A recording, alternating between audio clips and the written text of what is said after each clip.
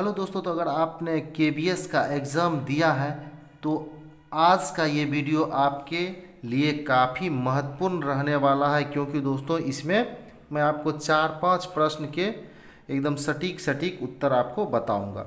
तो दोस्तों अभी जितने भी बच्चे केबीएस का एग्ज़ाम दिया है उनके 3-4 प्रश्न एकदम सभी के कॉमन है। वो प्रश्न है रिवाइज्ड आंसर की कब तक आएगा, रिजल्ट कब तक आएगा, नॉर्मलाइजेशन होगा या नहीं, अगर नॉर्मलाइजेशन होगा तो कितने मार्क्स बढ़ेंगे, इंटरव्यू के लिए कब तक बुलाया जाएगा, कब से इंटरव्यू शुरू होगा। तो दोस्तों रिवाइज्ड आंसर की जो बात है ये दोस्तों बहुत जल्द केबीएस के द्वारा रिवाइज्ड आंसर की जारी किए जाएंगे।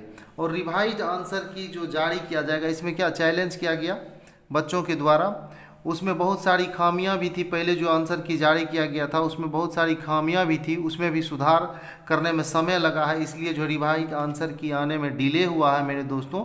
तो बहुत जल्द यानी कि 4-5 दिन के अंदर में आपको रिवाइज्ड आंसर की देखने को मिल सकता है। ठीक है, अगला है रिजल्ट कब तक आएगा। तो देखिए दोस्तों रिजल्ट की बात जहाँ तक हम लोग करते हैं, इससे पहले 18 में चलते हैं हम लोग। 18 में जो एग्ज़ाम हुई थी 2018 में जो केबीएस की एग्ज़ाम हुई थी, यहाँ देखिए मैंने डेट भी लिख रखा है।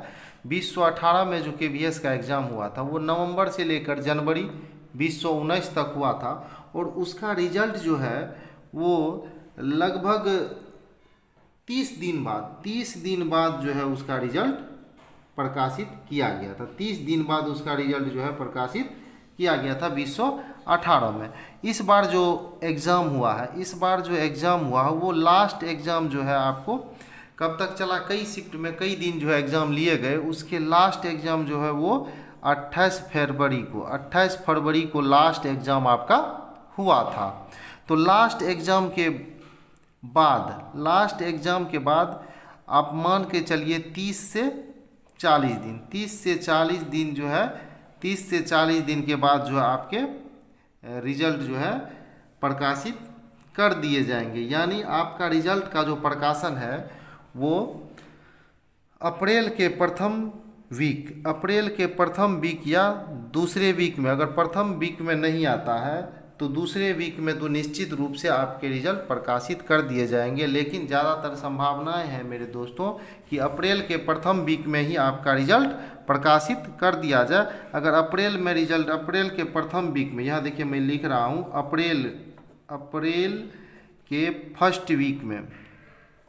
फर्स्ट वीक या सेकेंड वीक में निश्चित रूप से आपके रिजल्ट को प्रकाशित कर दिया जाएगा। अब नॉर्मलाइजेशन की बात है। देखिए दोस्तों नॉर्मलाइजेशन होने की भी संभावनाएं है, इसलिए नॉर्मलाइजेशन होने की संभावनाएं है कि क्योंकि कई दिन जो है केबीएस का एग्ज़ाम आयोजित किया गया था, इस वजह से नॉर्मलाइजेशन आपको देखने को मिल सकता है। अगर नॉर्मलाइजेशन होता है तो 8-10 नंबर जो है 8-10 नंबर या 5 नंबर तो निश्चित रूप से ही कह सकते हैं इतने नंबर आपके बढ़ सकते हैं। लेकिन नंबर का एग्जैक्ट कितना बढ़ेगा ये तो दोस्तों कोई नहीं बता सकता, लेकिन नॉर्मलाइजेशन आपको देखने को मिलने वाला है। केबीएस के एग्ज़ाम में नॉर्मलाइजेशन आपको देखने को मिलने वाला। और इंटरव्यू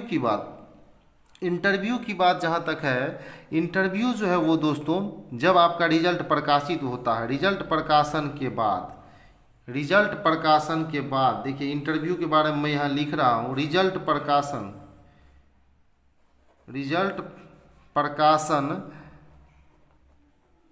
के 20 से 25 दिन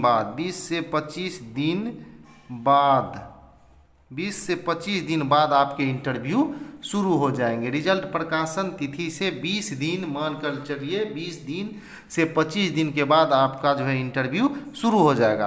अब दोस्तों हम लोग बात करेंगे कि कटअप के बारे में, कटअप क्या रहने वाला है। ठीक है दोस्तों, इस बार 2023 में जो केबीएस का एग्ज़ाम हुआ है उसके कटअप कितने रहने वाले हैं। इससे पहले हम लोग चलेंगे जो केबीएस का एग्ज़ाम हुआ था 2016 में जो केबीएस का एग्ज़ाम हुआ था उस समय में टोटल मार्क्स होते थे 150 और उस बार कटअप गया था जनरल का 95 उस बार कटअप गए थे 2016 में। 150 जब टोटल मार्क्स था तब कटअप कितने गए थे, 95 कटअप गए थे।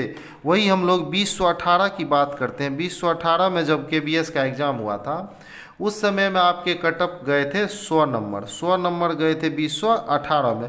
तो इसके रिगार्डिंग 2016 और 2018 को ध्यान में रखकर जब हम लोग अध्ययन करते हैं इस बात पे, तो इस बार जो है एग्ज़ाम जो है आपका हुआ था 180 मार्क्स का। कितना का हुआ था मेरे दोस्तों, 180 नंबर का 2023 में हुआ था। और लास्ट एग्ज़ाम कब हुआ था आपका, 28 फरवरी को। लास्ट एग्ज़ाम कब हुआ था, 28 फरवरी को।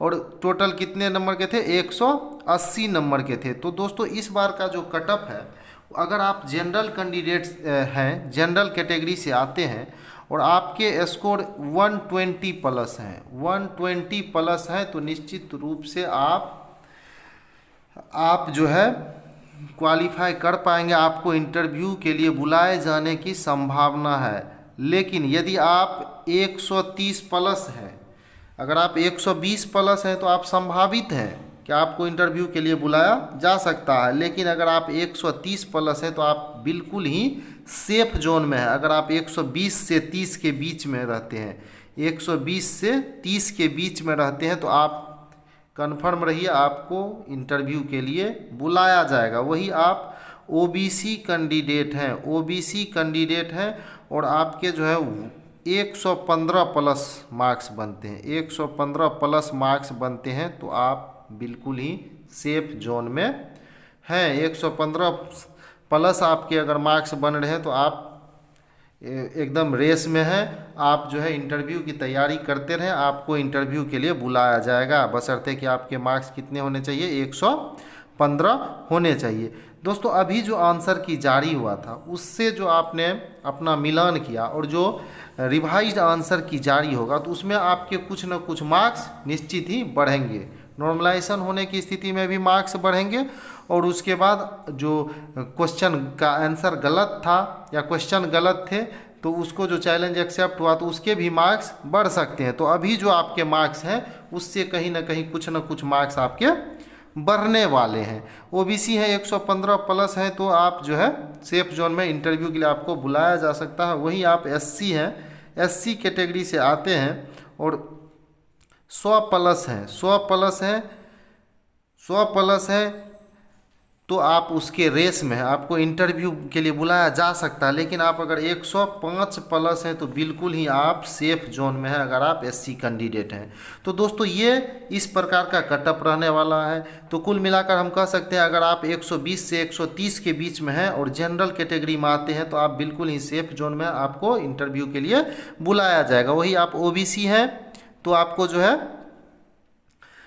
115 प्लस है तो आप जो है एकदम इंटरव्यू की तैयारी में लगे रहें, आपको इंटरव्यू के लिए बुलाया जाएगा। SC ST हैं तो 100 प्लस या 105 प्लस, 100 से 105 के बीच में हैं, ठीक है। 100 प्लस है तो आपको बुलाया जा सकता है। लेकिन 105 प्लस है SC हैं तो आप बिल्कुल ही निश्चिंत रहिए, आप सेफ जोन में है, आपको इंटरव्यू की तैयारी में लगे रहना चाहिए। क्योंकि जैसे ही रिजल्ट प्रकाशित होगा उसके 20 दिन के बाद जो है आपका इंटरव्यू शुरू हो जाएगा।